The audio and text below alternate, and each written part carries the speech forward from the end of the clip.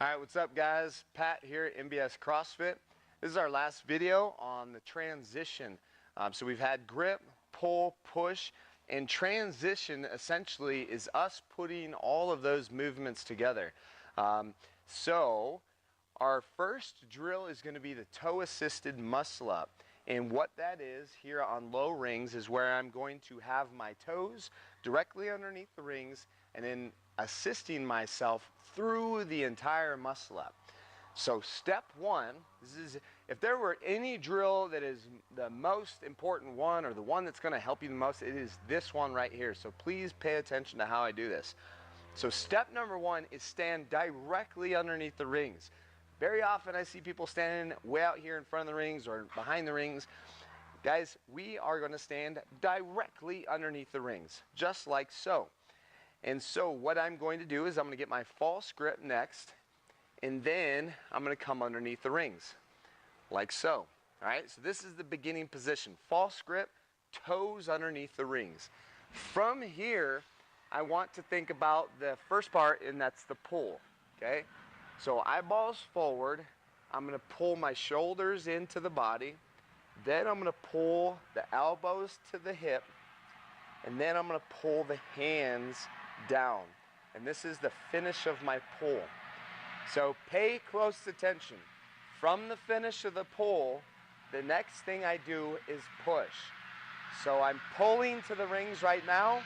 I am going to push into the rings. That is a very loud plane. I've pushed to the rings, using any amount of toe assistance that is necessary to make that happen. That's what we do right now in this toe-assisted muscle up, or toe-assisted transition. So I have now brought my body, pressed my body really, okay, into the catch of my dip, and again using my toes, okay, whether it's a jump or a slow, steady push, I'm going to dip out.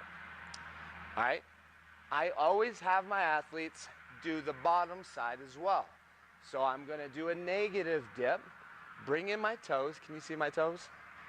Back into the ground, okay? Notice it's my toes and not my full foot, okay? I just want this idea that I'm not using all of my legs. I'm just only using toes. So again, I come to the bottom of the dip here, the lowest most portion of the dip, all right? And so I'm pressing right now into the rings.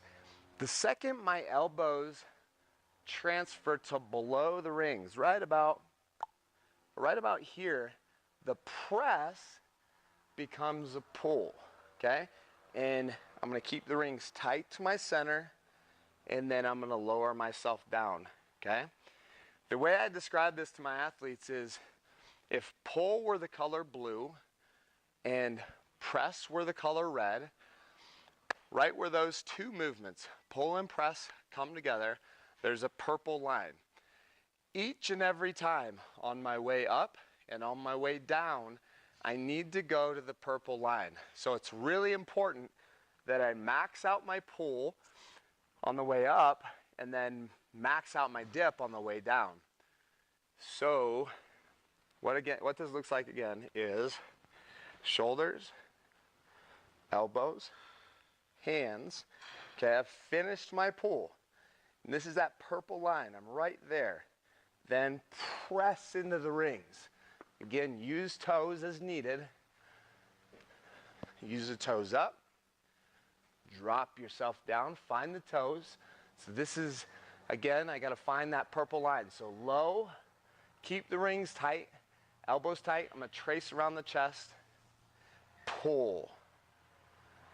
So I'm going to talk through this one here. So pulling, pulling, pulling, pulling, pulling, pulling, finished pull, pressing, pressing, pressing, pressing, pressing, pressing, pressing, pressing, pressing, pressing, find the toes, pressing to pulling, pulling, pulling, pulling, pulling, all the way down. The whole time I got this false grip, I keep that on there. I'm using my toes as needed to allow for me to go through the movement and really working this transition portion. The sets and reps that I have for this are 2 to 3 sets of 3 to 5 reps. I really like doing a bigger set and really feeling the muscles involved in this. You should feel a lot of core engagement, especially when you're pulling and then pressing, that transition where you go from the pull to the press, because our core is very involved in repositioning our body over the rings. So 2 to 3 sets, 3 to 5 reps is what we're doing in this. So quite a bit. You should come off feeling like, you can notice I'm out of breath here. Yeah, and using as much toes as necessary. Kind of a big thing too, let me point this out. What we do not do is look up and arch the body. This whole time I'm looking straight forward and I'm in a vertical torso position. So pulling to pressing, okay? So I'm right here, pull and to press through, okay?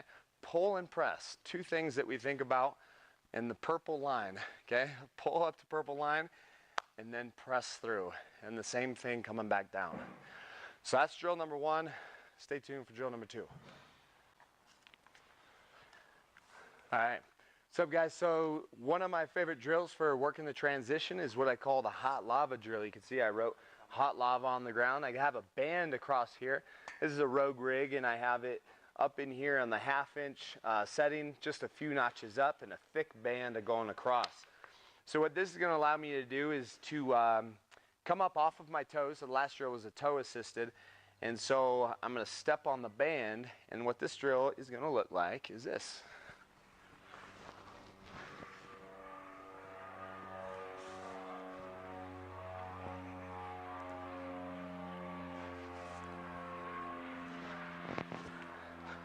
So the idea with the hot lava drill is that I am not going to touch the ground or else my feet go into the hot lava and they fall off.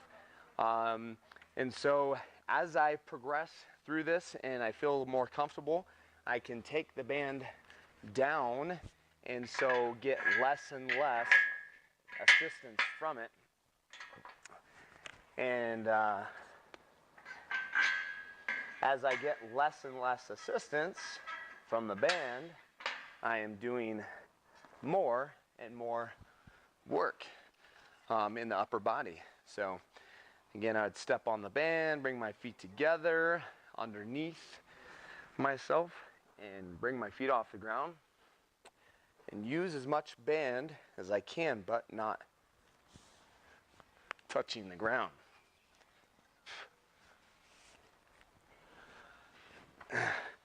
Like so. Once you go all the way up and come back down without touching the ground, you get your hot lava boots.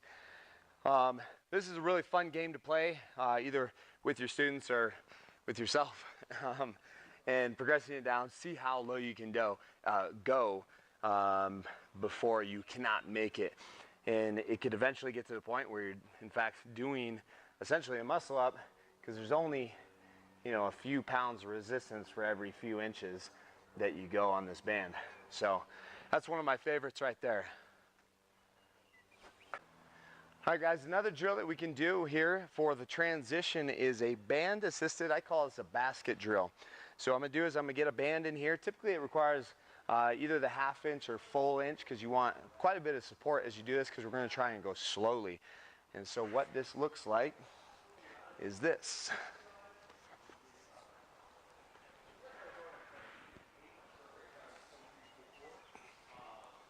And this dip right here is totally an optional thing. So I'm gonna make sure that my feet are off of the ground and I'm actually kind of leaning back. And what I'm thinking about doing is pulling the rings to under my armpits here, or think about pulling and kind of pressing my shoulders on top of the rings. In either case, I'm bringing myself to on top of the rings to that catch position. And like I said, the dip is an optional thing. You can just go in and out of the transition there. And so we're getting an understanding of how we are pulling and then pressing into the catch position. So that's kind of a fun drill to do. Probably 3 to 5 reps, a few sets there, and just making that whole transition stronger. Cool.